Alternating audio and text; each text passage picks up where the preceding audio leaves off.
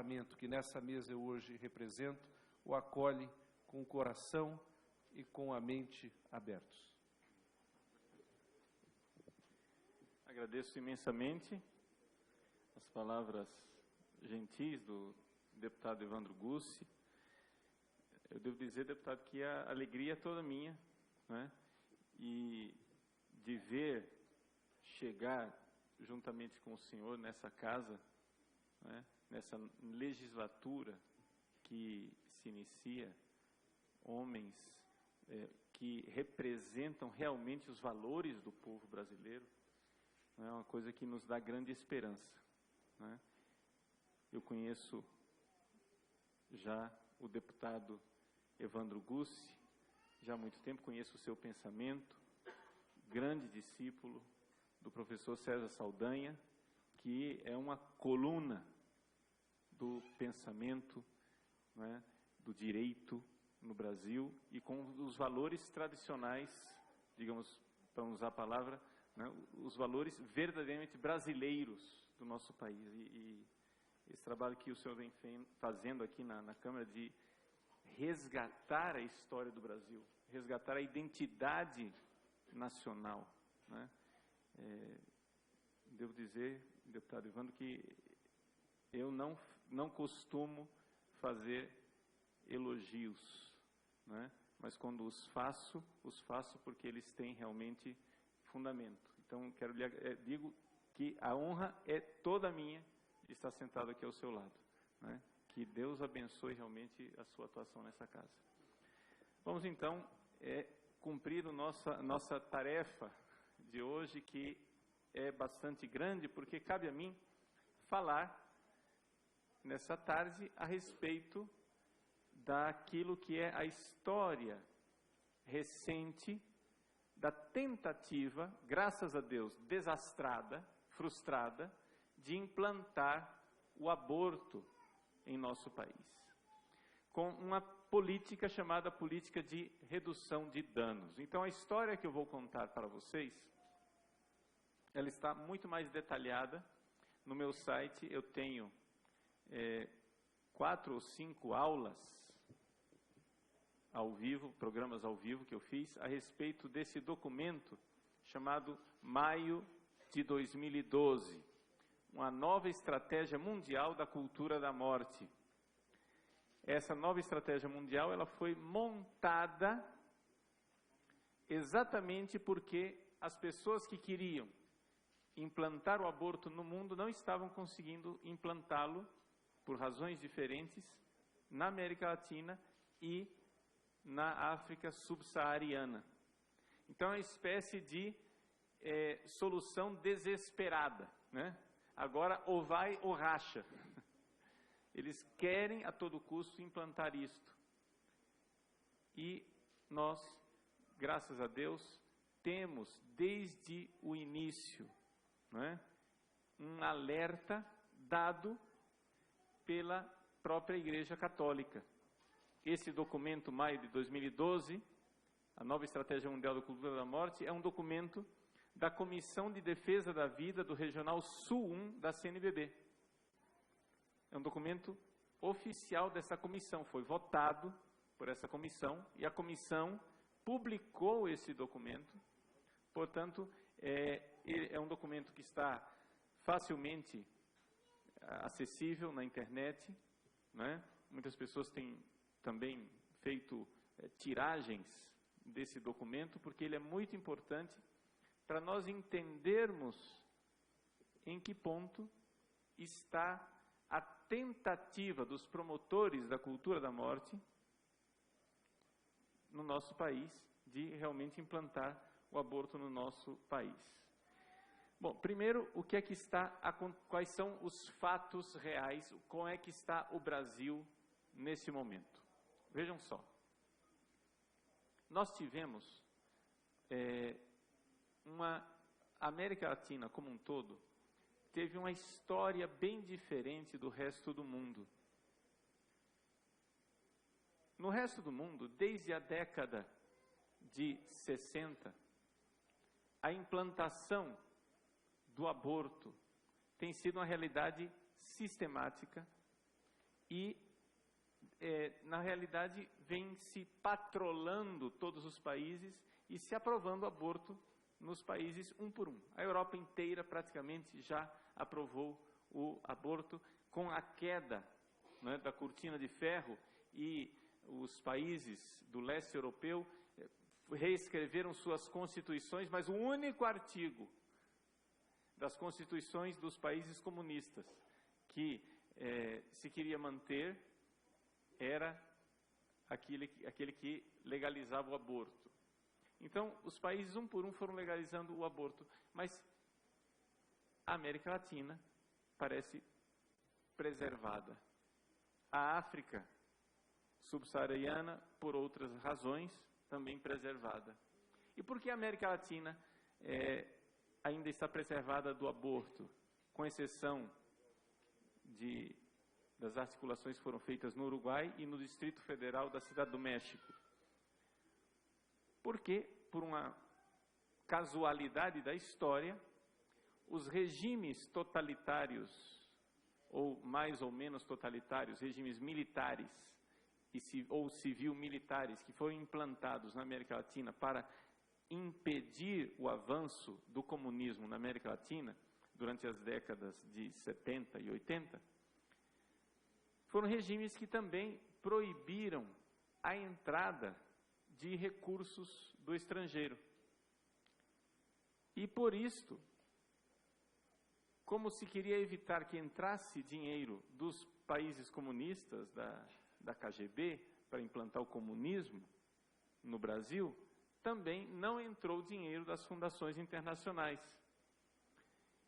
Isso quer dizer que o Brasil, como a América Latina como um todo, no cronograma das fundações que querem a todo custo implantar o aborto, o Brasil está, digamos assim, atrasado cerca de 30 anos. Isso para nós foi uma grande vantagem.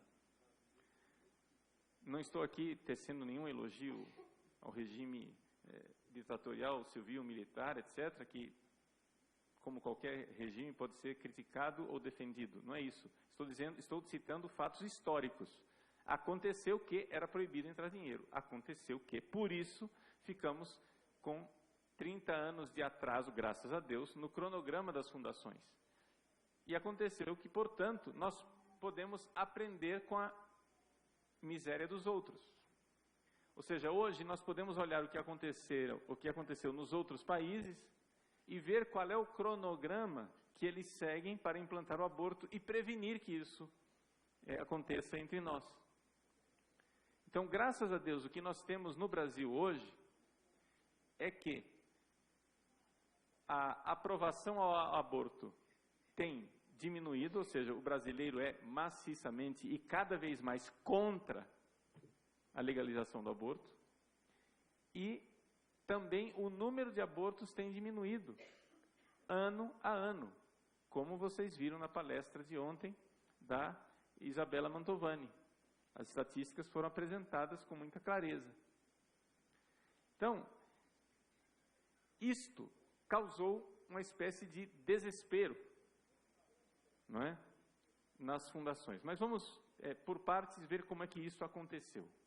Veja só, em primeiro lugar, entre as várias fundações, coube à Fundação MacArthur a tarefa de implantar o aborto no Brasil.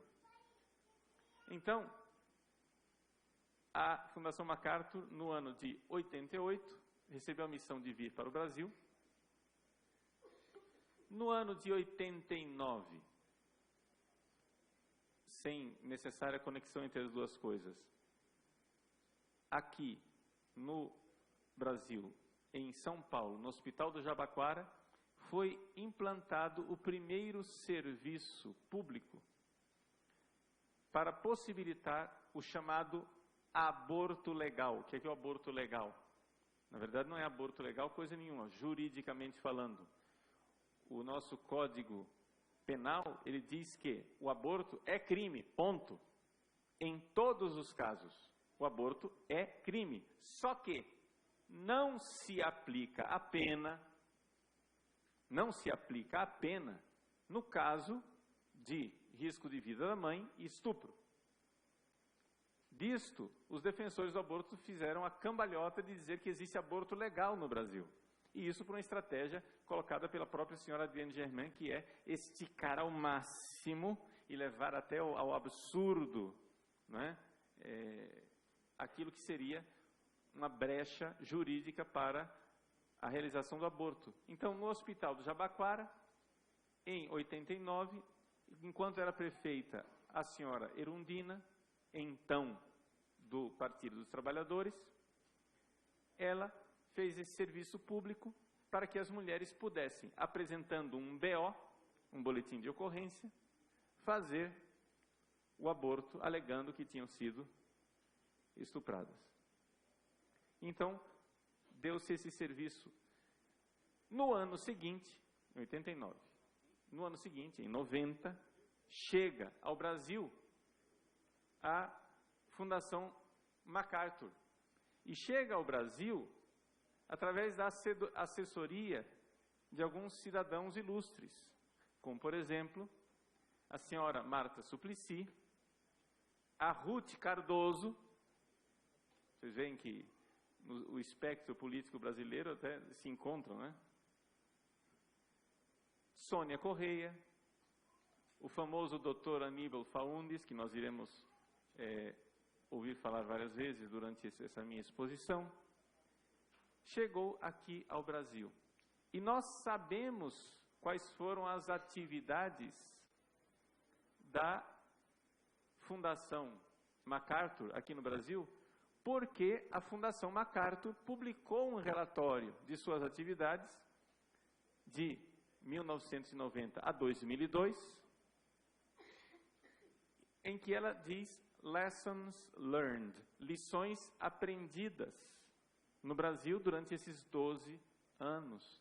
E ela fala como é que ela gastou 36 milhões e 400 mil dólares. Ontem eu me equivoquei na minha palestra, eu falei 26 milhões. São 36 milhões de dólares.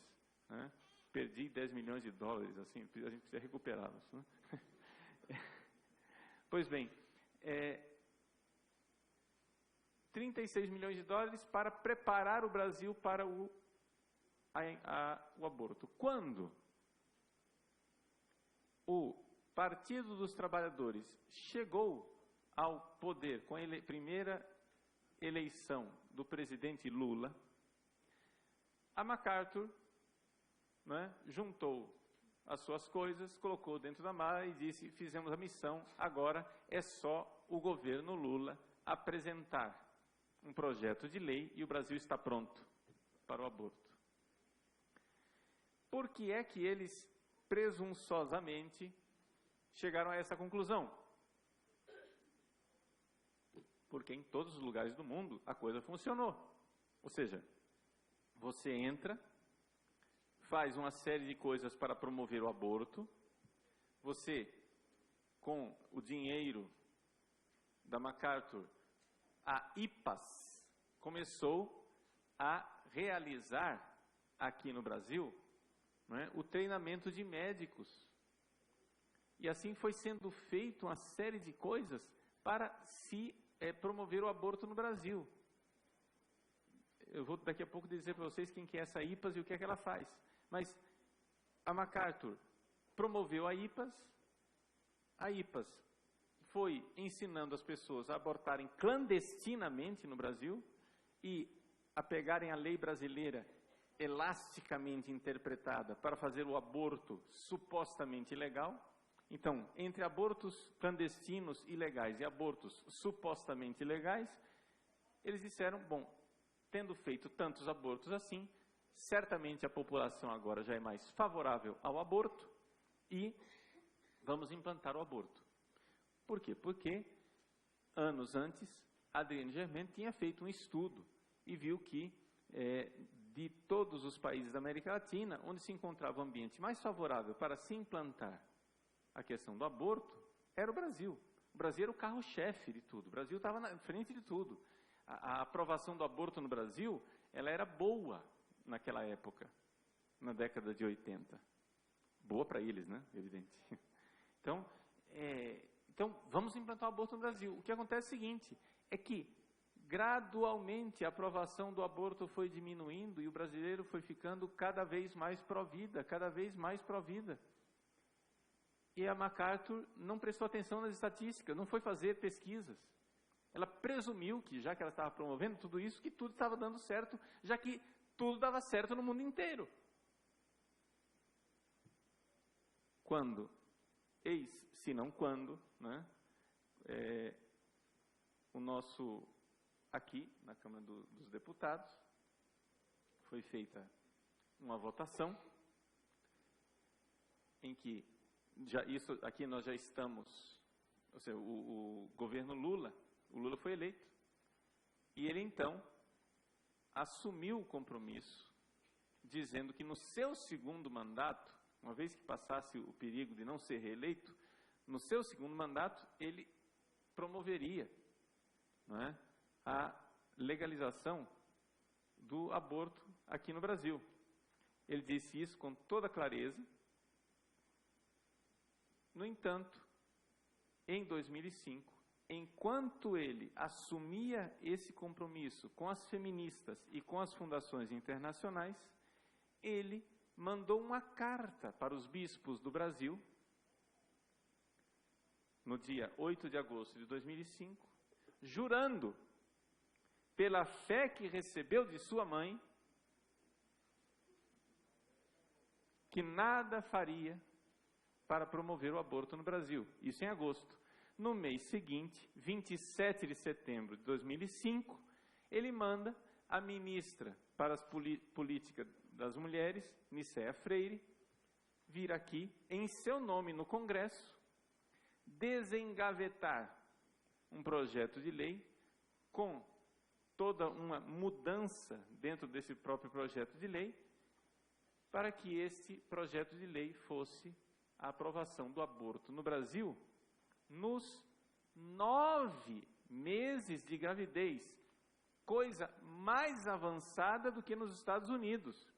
Vocês sabem que nos Estados Unidos, por causa de uma sentença do Supremo chamado Roe versus Wade, não é? Por causa dessa sentença do Supremo, o aborto ele é aprovado nos 9 meses de gravidez, mas ele é uma realidade estratificada. No primeiro trimestre, a mulher pode abortar de qualquer jeito. Depois, no segundo trimestre, ela pode abortar, mas tem que ser num ambiente de hospital, higienizado, etc, etc. E nos 3 últimos meses, no terceiro trimestre, ela só pode abortar se ela apresentar razões. Se ela souber argumentar razões. Depois, na prática, libera tudo, mas em todos os casos, legalmente falando, nos Estados Unidos, é liberado, né, o aborto nos 9 meses, mas de forma gradual. O que fizeram aqui no Brasil é que o projeto de lei 1135 de 91, que foi desengavetado e reelaborado de forma muito astuciosa, seria a aprovação do aborto em todos os 9 meses de gravidez. Mas como, padre? Bom, como acontece o seguinte, que o artigo 1º dizia assim, que é um direito, que a mulher tem direito ao aborto nos 3 primeiros meses. Ponto. E estava todo mundo debatendo isso. Até que, quando estávamos para votar a coisa, na última comissão, os providas e alguns deputados, meditando sobre aquele texto, notaram, isto em 2008, que tinha um artigo final que dizia assim, revoga-se, portanto, o artigo do Código Penal que criminaliza o aborto. Ora, revogando esse artigo, o aborto está liberado aos 9 meses. E a coisa foi tão astuciosa que no artigo 1º se chamava atenção para os 3 primeiros meses, e todo mundo estava debatendo os 3 primeiros meses. Mas, na verdade, o que estava sendo liberado, na substância da lei, eram os 9 meses. Graças a Deus, por causa da pressão popular, não é? esse projeto foi arquivado. Ele perdeu na primeira comissão de 30-0 e na segunda de 57-4. Por quê? Porque realmente o brasileiro, ele é muito contrário à aprovação do aborto e à legalização do aborto. Então, em 2008, houve esse grande fracasso. A Fundação MacArthur tinha apresentado tudo para legalizar o aborto em 2002. O governo do PT assumiu o compromisso de legalizá-lo. O Lula protraiu o compromisso dizendo que no segundo mandato ele faria isso. Em 2005 ele mandou a ministra aqui nessa casa para desengavetar o projeto e aprová-lo. Em 2008 eles levaram uma surra nas comissões e não foi aprovado de jeito nenhum. Alguma coisa deu errado no Brasil. Para eles, deu muito certo, para nós, graças a Deus. E o que é que deu errado? Bom, por causa disso, o governo federal, então, no segundo mandato do presidente Lula, assinou um contrato com a Fundação Oswaldo Cruz. Esses contratos estão em diário oficial. Ninguém venha me falar aqui de teoria da conspiração, pelo amor de Deus. Tá? Está tudo publicado em diário oficial. A única pessoa que está conspirando aqui é você que está conspirando contra você mesmo, que não quer ver a verdade. Tá? Está registrado em diário oficial. Fundação Oswaldo Cruz, um contrato de um grupo de estudo, está dito no diário oficial, grupo de estudo para estudar a legalização do aborto no Brasil. No ano seguinte, que eles levaram a surra, eles contrataram Oswaldo Cruz para estudar o que é que está acontecendo no Brasil. Ou seja, onde foi, o que a Fundação Oswaldo Cruz tinha que estudar é onde foi que a MacArthur errou. Entendeu? Onde foi que a MacArthur errou. E as pessoas que ficaram aqui estudando, porque é claro que a MacArthur, ela foi embora, mas ela deixou ONGs nacionais ligadas a ela que deveria continuar o serviço. Não é? Bom, esse acordo, esse contrato com Oswaldo Cruz foi renovado várias vezes, inclusive durante a campanha, ainda no último ano do governo Lula, durante a campanha eleitoral em que seria eleita a presidente Dilma Rousseff.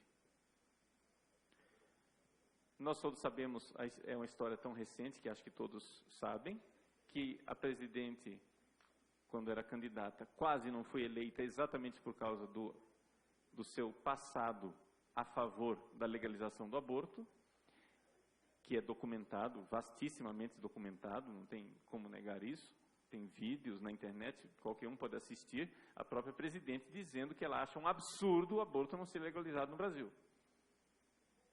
Não é?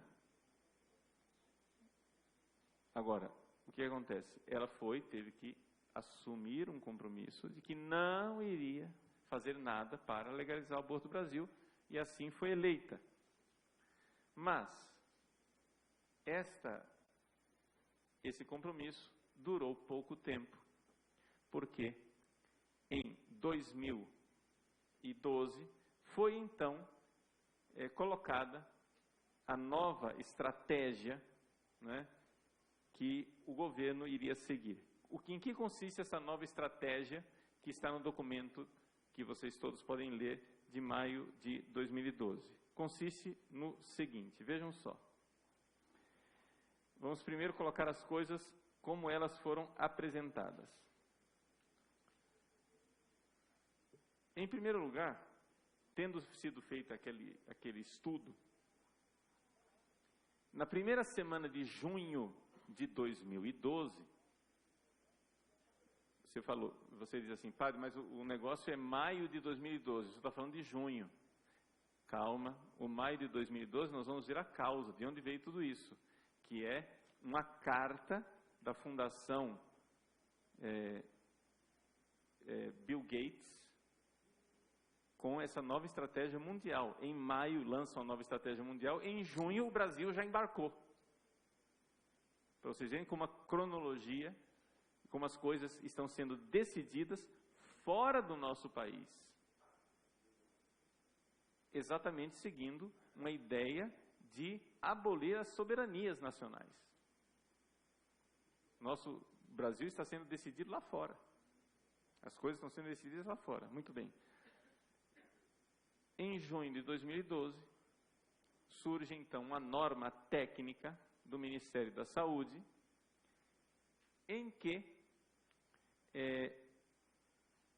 essa norma técnica visa ajudar, aconselhar as mulheres, né, como é que elas podem fazer para praticar o aborto. E isso é uma chamada política de redução de danos, que quer dizer o seguinte: a política de redução de danos parte da falsa premissa de que é inevitável que mulheres queiram abortar.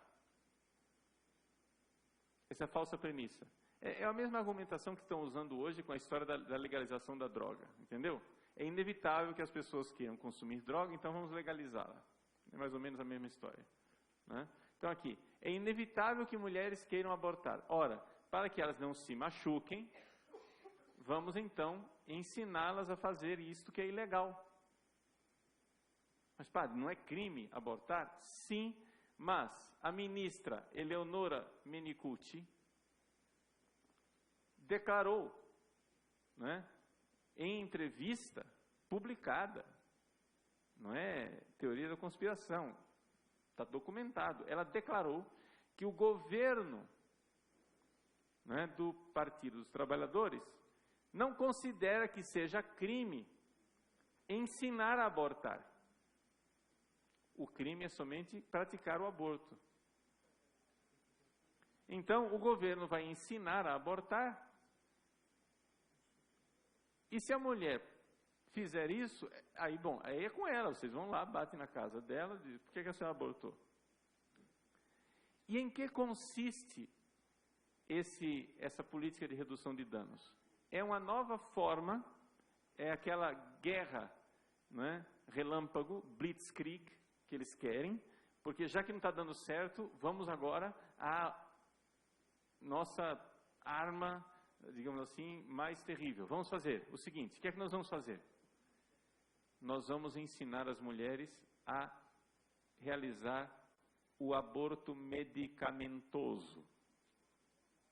Ou seja, você ensina a mulher como é que ela pode fazer tomando uma droga, ela faz o aborto em casa.